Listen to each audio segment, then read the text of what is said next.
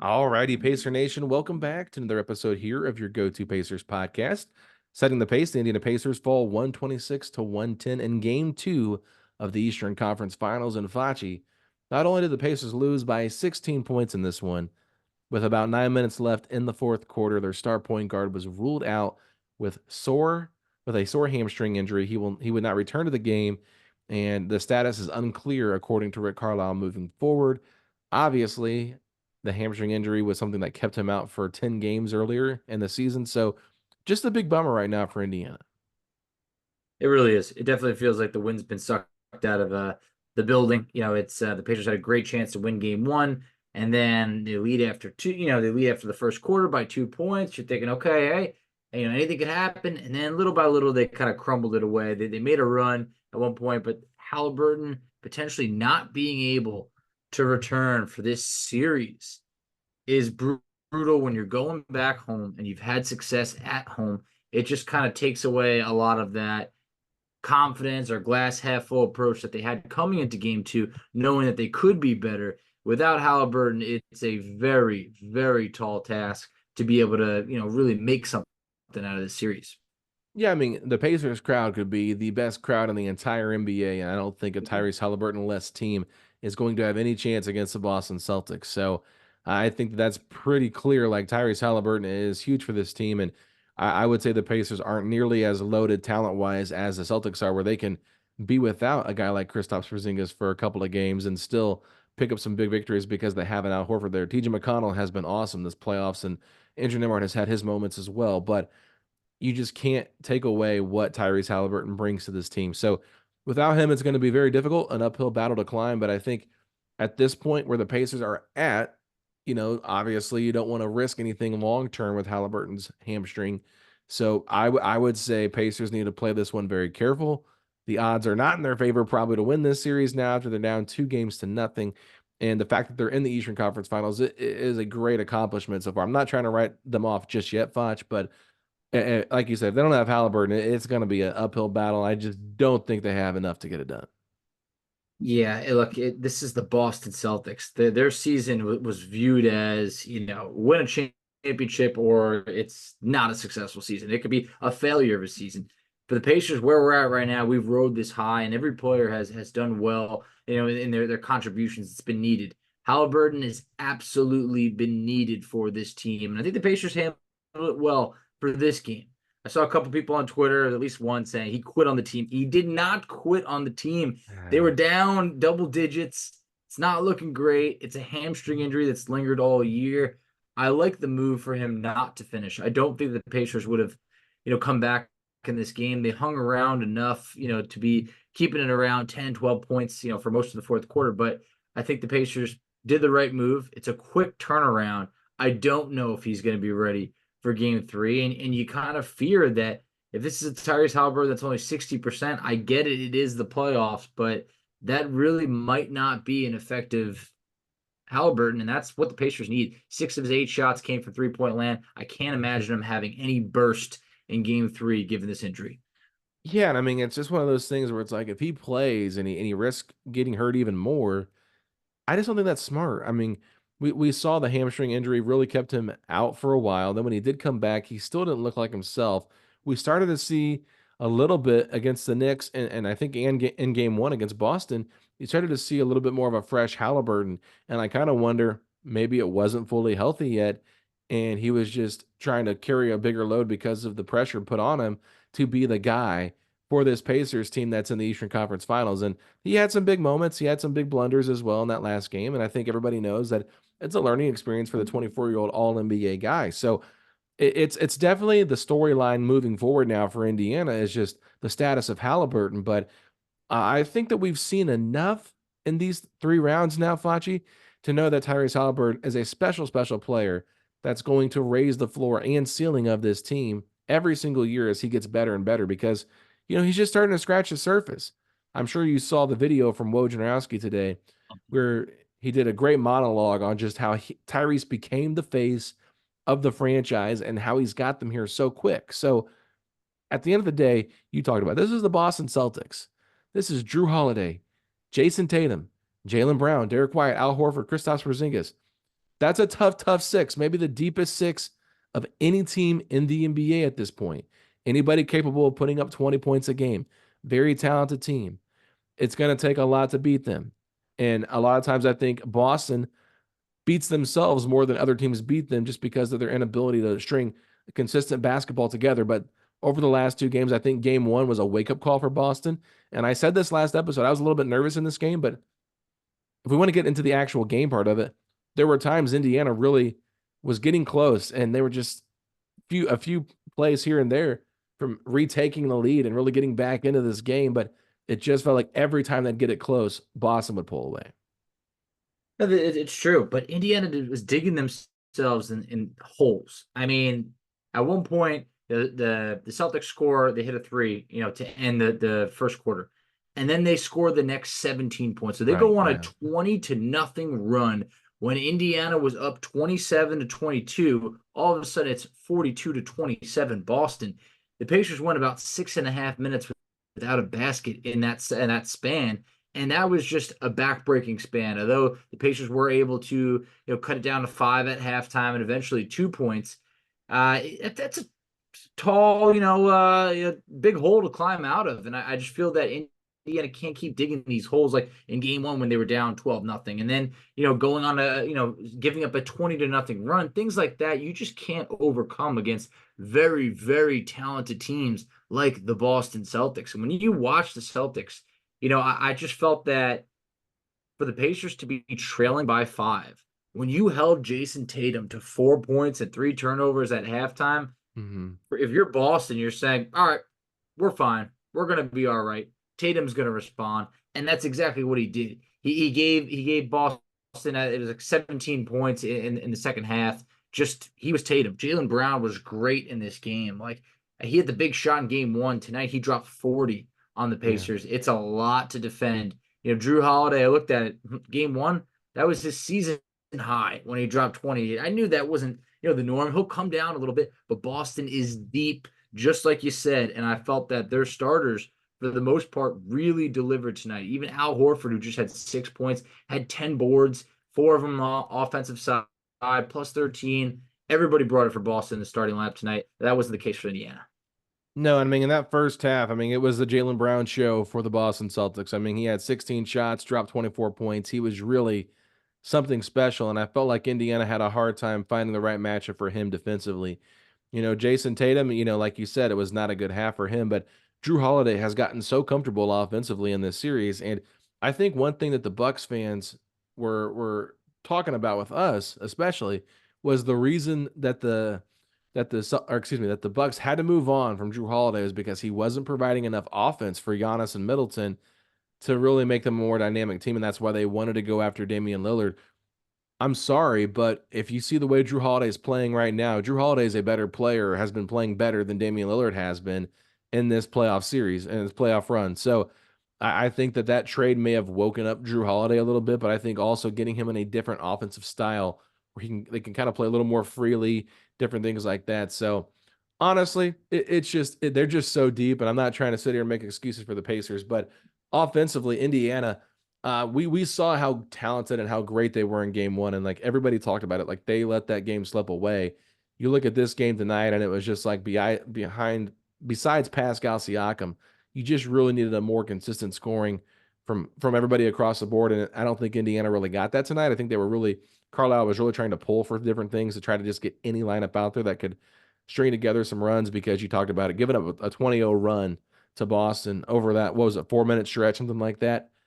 It's just you Yeah. cannot win playoff games when you do that. You just won't. No, you won't. And I felt like Indiana started out. They went to Siakam for the first 2 baskets that the Pacers scored. Siakam had them. Great. They went away from him for a bit. And then Siakam ends up scoring 12 in the second quarter. 10 of them it was the last 10 points It was for a the great Pacers. He close. was really, really heating up. And I felt like, just at times there wasn't that next guy to be able to do that for, Indiana. For Turner, look at Turner. It's a very forgettable performance. He was in foul trouble in that first half. It's 0 points, 2 boards, 4 turnovers. Battling that foul trouble was he was non-existent in that first half and for much of this game. Neesmith is someone that, he defended Tatum very well. He had 3 fouls at halftime as well. And that was a tough pill to swallow because you knew you needed him out there. That's really when Tatum started heating up in that second half once Neesmith picked up that fourth foul. But when you look around at the Pacers, if the number 2 guy in shots for you is Andrew Nembhard with 12, you're probably not winning that game. Number 3, TJ McConnell with 10. It just can't be like that. You obviously need a healthy Haliburton out there, but yeah, you don't want your second and third guys in shots to be Nembhard and McConnell. I just don't think that's a winning recipe. Yeah, no, it's not, and I think that if you look at the minutes played, I think that says a lot of the story in this game. It was the Pacers. I don't think they punted in the fourth quarter. Rick Carlisle said that he was trying to find a different group of with energy out there because Pascal was just exhausted, and you can understand why. I mean, the guy had 17 shots. He was the only one really effective offensively, 13 of 17 from the field, just like an incredible run for him in this game. And I think even Trae Young tweeted it out like, this is why they traded for Pascal. Like he's that big of a difference maker. So I think you realize like what a special player Pascal can be in the playoffs. And that makes you really excited about what the future could be like with him because he was just able to overcome all of Boston's defensive pressure put on him. Boston does not have a good matchup for him, even with Porzingis coming back eventually in game 4, if he even comes back this series. I don't necessarily think that they have the right defensive matchup for him. I don't think there's a lot of teams that really do in the Eastern Conference. Maybe Orlando does because they're pretty big up front. But regardless, you're right, though. You got to get more offensive output. I think Turner had a very meh game, which doesn't surprise me after the first half he had in game 1 and the way he played in game 7 against the Knicks in the Garden. You knew that everything was going to eventually slow down a little bit efficiency wise for Indiana because these are they're men, not machine. They're not just going to continue to go out there and just be shooting a ridiculous efficiency number from the field, especially when they're getting crushed on the glass like they did in the first half, Facci. I mean, that to me was a storyline too of the first half. The amount of times Boston got second chance points. I don't know how many possessions I saw where they'd get 3 rebounds and finally score because Indiana just had a hard time getting to the basketball. It just seemed like they were a step slower tonight than Boston, and Boston got to every loose ball. They were running out in transition better than Indiana once again. So they were basically outplaying the Pacers in Pacers basketball. Boston had 6 offensive rebounds in the first quarter. They had 10 offensive rebounds by halftime. That was a big difference. Indiana was sloppy with the ball. They had 6 turnovers in the first quarter. They had 10 turnovers by halftime. It's just like we talked about it before. A big thing was, okay, Indiana had 22 turnovers in game 1. Like, you got to protect the rock. They didn't do that early on. So, like, when Indiana was leading by 2 in the first quarter and you had those 6 turnovers and you gave up the 6 offensive rebounds, that's when the Pacers probably could have been up 10 or 8 or anything like that of a little bit more of a lead. So they were lucky to only be down 6 points at halftime because the way they were playing, it was like they were giving Boston enough for Boston to be able to hang around. And I felt like it's not sustainable for the Pacers to be shooting 58 to 60% from the field. It's just not going to happen that consistently. And for Indiana, they did have a good shooting game tonight from the field, 52%, but you got to play some defense. You let Boston shoot 53%, and you let Boston do all the little things, like get those extra, offensive rebounds. I thought the refs called it fair tonight. I have no gripes with officiating. I felt that it was a pretty down the middle type of game. Game 1 was not the case, so Indiana has nobody to blame other than themselves. When you mentioned about Carlisle maybe punting or not in the fourth quarter, it definitely did feel like a little bit of a punt, but I think maybe he was thinking we need to reset. Like, these Yep. guys, I want them fresh, whatever it may be. Like, let's go into game 3, fired up, because I don't think that the Pacers were going to come back from, 15, 13 points down going into the fourth. It just didn't seem like something that was realistic, but you just got to hope that maybe they could bounce back, but they definitely didn't come out of halftime, with their head on right as they got outscored by 17 in the third. Yeah, for sure. And I want to just give you an update here on the Tyrese Haliburton situation. John Corrales, who does a great job hosting Locked On Celtics, he tweeted out that Haliburton is walking gingerly and noticeably with a limp to the team bus. So I think that that's part of the reason why Rick Carlisle went Think away from so? his starters. Siakam was a little tired. They didn't really have it tonight. Every time they tried to make a run, the Celtics were able to put it down on them. And you got to look like this is game 4 of like high intensity basketball in the last 7 days. I mean, they've had a lot of basketball. They've had a lot of travel. I'm sure their bodies are not getting broke down, but I think they're just tired. And then you think about the pace this team plays at. Like there's so many possessions, and they're playing so fast all the time. Like eventually, playing this style, I mean, you might just run the tread off the tire, and you got to reset a little bit. I'm not saying that to give the Pacers an excuse, but I do think that with this game probably not going in your way, you probably know you're not going to win it. It's not the end of the world to say, you know what, game 2 is not our game. We'll try to go back home. Hopefully, we can get Haliburton healthy, see if he can get some extra treatment on that hamstring to be able to play in game 3. But it's a big deal. But you're right that this Pacers team, they've just got to be better all around. And we know they're overmatched with Boston's ability. We've talked about that. I don't want to beat that, dead horse too much, but I just feel like Indiana, they're a good basketball team that's ascending right now as a young team that people are going to start taking more notice of. And it's a hard beast to play Boston in the Garden when they're making shots, like they're making hellacious shots and getting all these second chances. Like I know the rebounding battle ended up being a little bit closer on paper than maybe it actually felt like. I think it ended up being like a Celtics +9 on the rebounds. But there was like one possession in the third quarter, I believe it was, maybe it was the fourth, where Indiana got like 6 rebounds in one possession and didn't come up with the basket. So That was back. and I think that just kind of solidified the game for me. When I saw that possession, I said, okay, it's not going to go well for Indiana. Siakam can only do so much. There's only one of him now. If the Pacers could clone 5 Siakams, I'd feel a lot better about this team. Yeah, so did I. But yeah, I just felt like when they did get those offensive rebounds, yeah, nothing was really coming from it. I also feel that the bench has not been, what the bench They has were good been. in the game one. Yeah, yeah, yeah. They were all right. McConnell and Obi, I thought had good performances. But I think you look at tonight. I feel like McConnell kind of struggled a bit. He was a -18, but it wasn't just like the plus minus. It was he had 3 assists but 2 turnovers. That's not like McConnell. He had 3 fouls. I felt like he was 4 of 10. I just felt like you didn't get that same burst of McConnell at times. Like the spark wasn't really there tonight, and that's okay.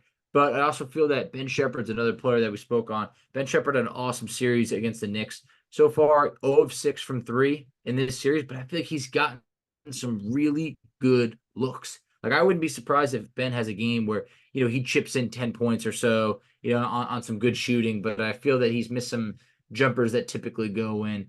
Rick roll the dice a little bit with Doug McDermott at times. I mean, it was, he had a random block that was nice, but you're like, oh man, McDermott and then Jalen Smith. I feel like Isaiah Jackson was another one that just like didn't have it tonight. I think you look at this team, Siakam had it. Other than that, I feel like it was a lot of guys that really just didn't. And I think you're going to eventually have that. This team's played a lot of basketball lately, a lot. The Celtics came into this series more fresh, and I think it showed. I think to your point earlier in this episode, game 1 probably was a wake up call. And they came out tonight, I felt like, and were able to handle business. Indiana was never really a threat outside of leading by a couple points in the first quarter. But for Boston, I think this is definitely a team that is locked and loaded, ready for a championship, trying to close out the Pacers probably as fast as they can. And Indiana is a team that's going to be holding on for dear life, giving it everything they got as they return back to Indiana.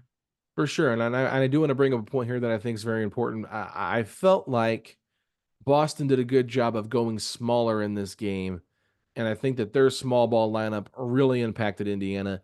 And I feel like Indiana, when they do that small ball lineup, I think they need to run a little bit more Toppin with Siakam there together at the 4 and the 5 to kind of counteract that. I mean, we saw Obi Toppin have a great block on Jason Tatum in the first half. I just think Obi Toppin's capable of making those athletic plays that you might not necessarily see all the time. So that would be something I would maybe try a little bit more. But I was curious your thoughts on what you saw from Boston with inserting Oshae Brissett into the matchup tonight versus not playing at all in game 1. Hey, love me some Brissy. I think What'd you call it's him? Brissy. Oh, That's it's like you said a different word. Sorry. no, no. But yeah, no, look, it's great to see him out there. He actually had a couple steals in this game. Actually, I'm looking at wow, he was a +18 Yeah, he was during his awesome. minute. Yeah. I mean, I knew, looked out there. Hey, it was good to see him, score basket. Not good, but it was like, hey, all right, Brissett. But yeah, I didn't realize he was a plus 18. Good move by Boston. I think that their bench is definitely not probably going to be as deep. I think it was Luke Cornett. I don't know if he's going to be returning. He had like a sprained wrist, and Peyton Pritchard had some moments. But yeah, for Brissett, I think that was cool, and I think he's probably going to be someone that's playing a little bit more moving forward. 3 steals in 12 minutes, Facci. It's pretty impressive. It I is. just feel like he's an active player. And we know like Brissett played small ball five for the Pacers at times when they Mm-hmm. when they went against the Hornets in the play-in game, and they won that game pretty big. And he was just like really awesome. And I'm not saying that he's awesome or anything like that, but he brings an infectious level of intensity to the game. And I think when you have a guy that hasn't logged a lot of minutes, he's played some throughout the regular season, but he's been in and out of that rotation. There's been a lot of Boston fans that have been wanting him to play a little bit more just to give the Celtics a little bit more versatility. So I felt like he displayed tonight, like, plus 18 is a great number. And it probably doesn't reflect everything else that he did based on what the box score shows, just besides the 3 steals. I just think when you have an active guy like that, it does matter. So I think that him playing a little bit more, maybe the Pacers try to go a little bit smaller. And, it's just a bummer because you see such a great game from, or really just a great first half in game one from Miles Turner. And then really since then hasn't been that effective. And I know that Boston was not going to let Turner get as comfortable as he did in that first half. But I just think he has to be better. I mean, if he's going to be the third member of the big three, he's got to be better. Obviously, Tyrese Haliburton, he's got a tough matchup going up against Drew Holiday. Like they're really harassing him. And if that hamstring was bothering him at all throughout the game, I feel like he got hit pretty early in the game, if I'm not mistaken. I think it was by Yeah. Jaylen Brown, right? Or is it Tatum? It might have been Jaylen Brown, but I could have sworn they said something about like a chest injury or something like that earlier. But either way, yeah, the hamstring one, I didn't realize once that happened. I was like, it's hamstring again. Wow, I didn't know when exactly that happened. So Did you see the it replay was they just, showed on the broadcast of that? yeah, maybe they did. They were when they were talking about it. Doris Burke was like, I'm not sure exactly when that injury happened, but clearly at one point, basically he came out with, I think it was like 3 minutes and 44 seconds left in the third, and then didn't return. And I didn't know what the situation would be. Thought maybe he'd come back in the beginning of the fourth, but like you said earlier, it took a couple minutes into the fourth before they made that announcement to rule him out. Yeah, I mean, they showed one replay and it looked like he just kind of landed funny, like just planted like it, like when he planted it, just like it hurt. And it wasn't as drastic as what we saw with OG Anunoby when he hurt his hamstring. That Remember looked like that he got was like, shot in the leg yeah, or something like that. That was yeah, that was. Oof. that was a big bummer. And you see Tyrese has put a lot of miles on his body. We talked about that earlier in the episode. He's going to be playing for Team USA this year. Made the East Finals run. Like I don't think anybody expected this from Indiana with all these extra games. But like Rick Carlisle said, we're the uninvited guests. Like if we're here, we're going to win these games, right? It's a great learning experience. So it's kind of funny. He was a +1, Facci, in the minutes that he did play. So the Pacers, for 28 minutes with Tyrese out there, they were a +1. I mean, there was a chance like Indiana cut this at 3 in the third quarter. Like it wasn't like it was completely out of reach. It's just like like we talked about it, every time that they got close, it was here's a Derek White three or here's a Jaylen Brown. I mean, Jaylen Brown was awesome in this game. I think Jaylen Brown, the Pacers don't really have the greatest matchup for him. And this is where they really do need another wing level player. And I will say this, it's a hot take. But I Ooh. know, and I know everyone's going to say, well, he's not ready. He's not ready. I know Jarris Walker is not ready. Okay. But what I will say is if Tyrese cannot play, I think the Pacers need to at least give Jarris Walker maybe 5 minutes off the bench as like the 10th man just Yeah. to see if he can do anything to impact the game, especially defensively with the amount of wings that they have. I think that he can maybe help out because, yes, Ben Shepherd has been okay defensively in this series, but offensively, Shep has not been the same player he was in the first two series. So I think maybe the length of Boston is giving him some fits, but I think that Jarris has the ability to be an impactful defender at times on ball. And I would like to see maybe, okay, could he have could he replicate what he did against Paul George in that game against the Clippers on the road? Could he have another moment like that, Facci, just once for a stretch in a playoff game? I mean, why not? Just give him a shot at home, especially. everybody's been, looking back at that Clippers game and saying, I know what I saw. Why not? But I think that if Rick's going to throw Jalen Smith some minutes here and there, that honestly, when Jalen's hopped on the court, he's gotten attacked immediately and picked up a foul. It has not been good minutes. I think that Jarris Walker could get a couple of minutes, but we got to see. Because look, I Mhm. don't expect him to be getting, meaningful minutes early on. But yeah, if Haliburton's not out there, you need something different. Because right now it was Tatum that went off for 36 in game one. Jaylen Brown hit the big shot. He had a really good game. He had like 26, I believe, in game one. He was cooking tonight. And yeah, they just don't have the size and that ability to match up with Tatum and Brown. So you got to try something different. I'd be open to the Josh Walker move. I don't expect him to be playing, say 15, 20 minutes or anything like that, but give him some minutes. See how it goes. Jaylen Brown, I've never been a Jaylen Brown guy. I think it's crazy that he's the highest paid player in the NBA, signed the biggest deal of all time. I know it'll be topped, but it's just like Jaylen Brown has signed the richest deal in NBA Yeah. history. He was really, really good tonight. He hit the clutchest shot of the series thus far. The man's playing really well, and I gotta tip my hat to him. I can't just be a hater. It's like, whoa, he's good. I always feel that he's, Tatum's the guy with Boston. He's that guy that you think is like an MVP caliber player. But Jaylen Brown has been, I would say, I don't want to say, I mean, you could say bigger in this series. Tatum took over in Yeah, overtime. yes. Tatum's not been good. Tatum's Tatum been the hasn't been in man. this game, game two. This is the type of game that you needed to win when Jason Tatum was not good. Obviously, Brown was the one that hit the shot. Tatum carried them in overtime, but I think Jaylen Brown's been the better player through two games. I mean, yeah, Jason Tatum really did not have a good first game until the overtime when he got some extra points. Mm-hmm. I honestly was like, man, like Jason Tatum had a good third quarter in game one, and Indiana had a hard time, and he was like a major plus. When they pulled him out of the game, Indiana went on their run. But I'll just say this: if the Celtics don't have Jaylen Brown on their roster, there's a good chance Indiana's up 2-0 in this series. And I know that sounds crazy to say, but like the way that Jaylen Brown carried them in the first half, if they don't have that and they're relying on Derek White, Jason Tatum, just like throwing up hellacious shots and Drew Holiday, whatever, like if they're relying on so many other of the other guys to do that, like that's why you have to have a 1A, 1B star combo like they have. Because when Jason doesn't have it, Jaylen can have it. And Yep. Jaylen, like you saw, had an easy 40 points tonight. Easy. And it was effortless. I mean, and he was playing probably better defense than Jason Tatum at times too. So I agree with you. I felt like Jaylen Brown was kind of like inconsistent, Yeah. especially in game one. Wasn't great, but like if he doesn't hit that shot in the corner, then I think ESPN said there was a 13% chance of him making it. But Brian Windhorst is like, yeah, but it's even lower than that because of like the magnitude of the game and what it means.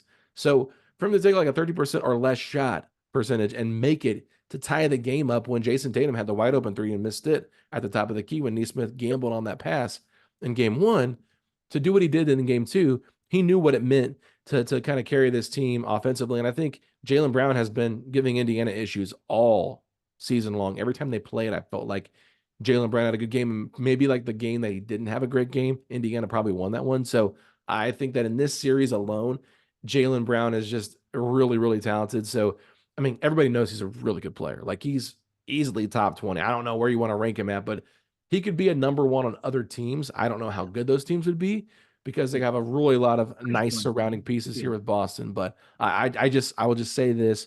I think Indiana could literally be up 2 games to 0 if the Celtics don't have Jaylen Brown on the roster. That's how impactful he's meant, or that's how much he's meant to this Celtics team in this Eastern Conference Finals. Oh yeah, I mean, look, he's a great player. I'm actually looking at it right now. This is the second time this year he's dropped 40 against the Pacers. Yeah, So he dropped 40 points in their 133 to 131 loss. he I was guess awesome.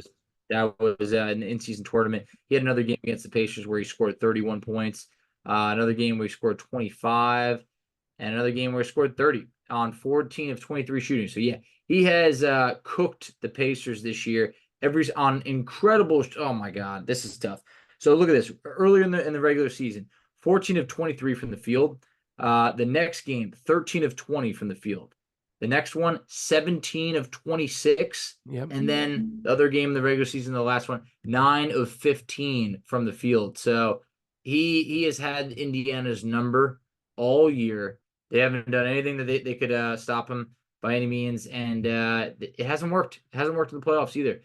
The tough part is that Indiana played such a good game in game one that I hope that they deserved a little bit more attention in the media. Now with Tyrese Haliburton hurt, being down 2 games to nothing, that's it. I mean, the analysts, they're going to skip over Indiana. Say, oh, this series is done. It's over in four. Anything of that, and we came too far to get swept because there's something about a Pacers sweep that gives me PTSD to like the Nate McMillan days where it was like, no, no, no, not another sweep. Like we can't go out like that. So you just want to see, does this team still have some fight in them? And it's going to be tough. And they've showed fight. They have. But can they show it without Tyrese Haliburton? Because he said it before. It starts with him. He's always got to have that smile on his face, talking positive, getting his teammates involved. What's this team going to be like if Halliburton's not out there on such a big stage?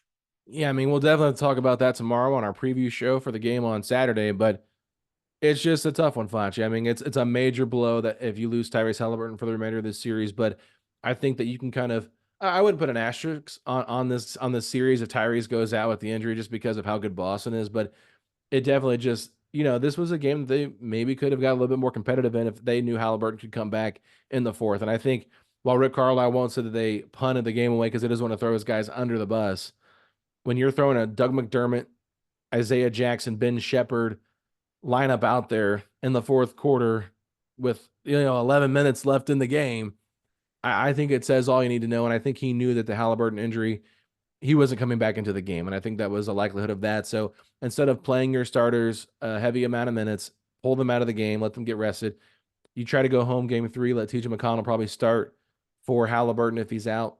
And maybe they actually go a little bit different and let Nimhard at the point guard start somebody else instead so McConnell can still run that bench unit with Shepard and and Obi. I don't know what they're gonna do though defensively. Maybe they throw Shepard in there to the starting five. I don't know, but I just know that Indiana without Halliburton, they're already a pretty beat up roster, and without Matherin at the wing spot, so they're just really grasping at straws here, trying to find players that can compete with the Celtics team. But yeah, I mean, it's a bummer, man. Like I don't want to be too negative because I'm It's just fun. and I feel bad to say this, but I'm just glad the Pacers made it this far. I mean, when we made it to past New York in round two and made it to the East Finals, I was like, wow. And then when they were so close in game one, and they really should have won that game because think about it this way. Indiana just is able to inbound the basketball. With 10 seconds left, they play the free throw game. They win game one. They're walking into game two with house money. Oh You yeah, know Boston's going to give their best shot, but Boston could also be really nervous. Boston gets lucky. They got lucky. They win game one because Indiana showed how young they were and had so many timely turnovers and bad decisions in the final minute of the game. But I mean, I think Indiana might be a little bit closer, Facci, to repeating this Eastern Conference Finals run in future years than maybe we're really giving them credit for because of the path that they've gotten to get here. So I think that this team is able, right now, is currently constructed to compete with the best of the best. But I think they still obviously could get better and need to get better to be able to compete with a team like Boston on in a 7-game series. But it's one of those things where I look at this game tonight and I just realize if the Pacers don't have 6 to 7 guys really clicking throughout the entirety of the game, they're not going to win. no, that's what it takes for us. It takes it's always Indiana needs those 6 to 7 players in double figure scoring. That's really against the Knicks. Obi Toppin was point 0.1 points away from Indiana having 7 players averaging double figures. That is something that has only been done 2 other times, and the teams that did that, I believe it was the Lakers and Celtics, won the NBA Finals. That is something that does not happen, and it's something that Indiana's done more than anyone else in the league this year. Have 7 or more players scoring double figures. Right now, I think that if you do pull McConnell into that starting lineup, you might be able to have that spark. That bench is going to be real thin. It's going to be real thin. You don't really know how that's going to work out, but I do think that maybe for one game that could be something a little bit different. But the idea of trying to come back in this series without Tyrese Haliburton feels very, very far fetched. I know before this game, put on my 2000 Pacers NBA Finals shirt, and I said, "Well, if we're beating Boston, this is where we're going." And it just shows that life comes at you pretty quick. And I think that right now, hey, maybe the dream of going to the NBA Finals might not be this year, but it ain't over yet. I think we've been in this spot. Hey, look, last round against the Knicks, Indiana was in similar territory. They were down 2 games to nothing. This game 3 becomes now a must win. This is simply 110% a must win. No ifs, ands, or buts. Do what you've done all playoffs long and handle business at home, and then we'll take it from there. Yeah, and you kind of have to wonder too, because if Halliburton's out, does Boston like seize the opportunity and say, you know what, we're going to take down this injury, injured Pacers team and just stop on their throat, or are they going to take their foot off the gas a little bit and say, "Oh, we've got this in the bag"? It's a mental game, and I think that Boston, if they're a serious championship contender, like we believe they are, they will do the first part. They will put their foot down, and they'll just run Indiana out of the gym and do what they should do against a team that's just depleted without Halliburton. But I think if Halliburton, does play, like how effective will he be in this series? Will he be able to move the same way? That kind of stuff, it's all going to be really interesting to see. But I'm really curious to see how Boston responds, being up to going into Indiana and knowing that they're really in control of this series. I think that Indiana weathered the storm. They took the biggest punch from New York in Game 3 at home, and they were able to survive with the Nimhard prayer that he threw up from 31 feet and got the bang from Mike Breen. It was an awesome moment that will live on in Pacers playoff history. If they can replicate that in Game 3 to some degree against Boston and make this a 2-1 series, you never know what could happen. But I just think, for a positive standpoint, if you're the Pacers fans, you just got to think about Indiana's got to be the most desperate, relentless team they've seen this entire playoff series. They've got to come out. They've got to punch Boston in the mouth. They got to let that crowd really get into it, with or without Tyrese. And they're going to have other guys step up. Nimhard, Neesmith, Turner, Siakam, McConnell, Toppin. They're all going to have to play flawless without Haliburton if that's the case. So we'll see what happens, Foch. But I'm interested to see how it all plays out. I'm really interested to see how Boston responds to a 2-0 lead and a potentially no Tyrese Haliburton.